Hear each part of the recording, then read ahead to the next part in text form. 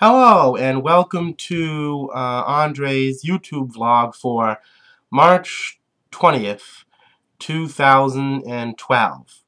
Well, congratulations everybody out there. We made it to springtime. Today is the first day of spring and, well, it couldn't really be any better if it tried. It's a beautiful 77, 78 degrees out there. Reached 80 a little earlier. And that is unprecedented for the state of Maine, even this time of year. We always have a February or March thaw.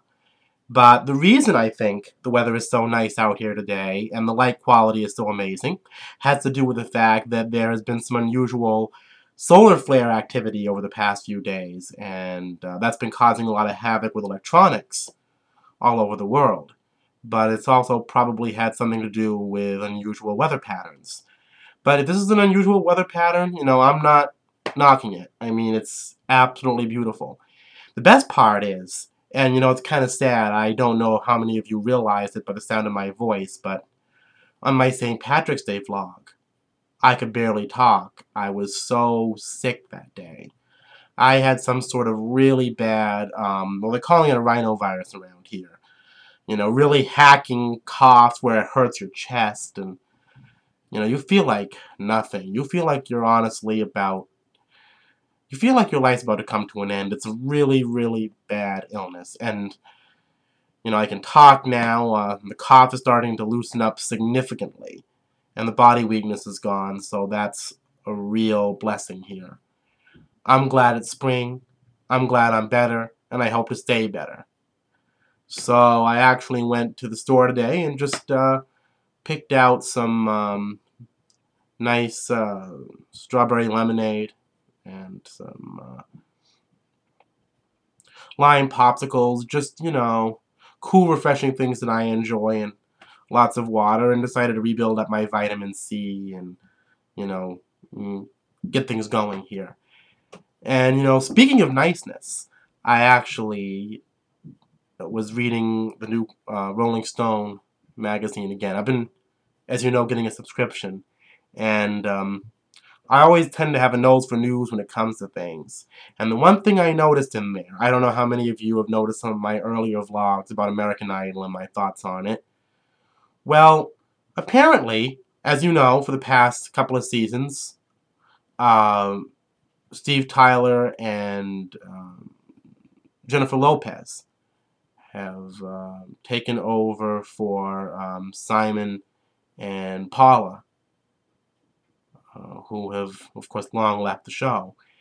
And the ratings have been slipping down, down, and down ever since. The reason that the Rolling Stone panelists have judged that to be is because the show has simply become too nice. There's no edge. And they think people actually miss Simon. Well, I'm going to tell you something. I never understood why people laughed or cheered when Simon Cowell was on the show. I think that he was needlessly harsh with people. I don't think that the way that he conducted himself on there has anything to do with how the record industry actually works, which was always his claim to fame. And I think that he gave a lot of young artists the most negative and stereotypical impression of the record industry one could possibly have. And again, and you're going to hear this probably a lot more in my vlogs because I love to quote this. I mean, it's so important, I think, now. Was not that he was too critical. It wasn't that Simon Cowell was too critical of people. But that he was an example of how there isn't enough well-rounded criticism at all in our society. He was mostly just negative. The only time he ever had something positive to say about somebody is if they sounded like somebody else. And that's not critical assessment. That's just creating a clone syndrome. And I think the reason why American Idol is failing now doesn't have anything to do with negativity. If it does, it shines a much more ugly microscope on society than I could ever possibly imagine. But I think it's the end of an era. People are realizing, why does an American Idol in music have to be somebody who only sings? 70, 80 years ago, folks like Benny Goodman or Artie Shaw or Glenn Miller, Y'all know Glenn Miller, right? They get people dancing and singing and everything and never sing a lick of note. You know, they could just play their instrument or their little tune, or they could swing like you wouldn't believe. After Frank Sinatra came along, that all changed. It's not a bad thing. I mean, there's some great singers out there for sure.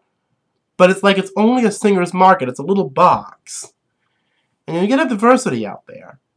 And I just really don't think American Idol celebrated diversity.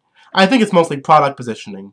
I really do. I mean, I think it's mostly, you know, like a soap opera or a drama. People come in to see who's going to get this or who's going to get that. It's the people that interest them. Not really their talent. Talent, yes, but people more. And those who you talk to, American Idol fans, those American Idol fans you talk to, who will admit the truth, they'll probably tell you that.